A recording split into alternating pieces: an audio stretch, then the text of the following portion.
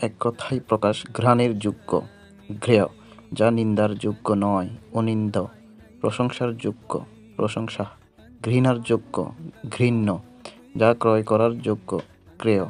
জানিবার যোগ্য, জ্ঞাতব্য, ক্ষমার অযোগ্য, ক্ষমার্য, যা অন্তরে ঈক্ষণযোগ্য, অন্তরিক্ষ, স্মরণের যোগ্য, স্মরণার্হ, যা চিবিয়ে খাবার যোগ্য, চর্ব, রন্ধনের যোগ্য, পাচ্য, আরাধনা করিবার যোগ্য, আরাধ্য, মানসম্মান প্রাপ্তির যোগ্য, মাননীয়, ধন্যবাদের যোগ্য, ধন্যবাদার্হ, ফেলে দেবার যোগ্য, ফেলনা, নবপ্রসূতি গাভী, ধেনু,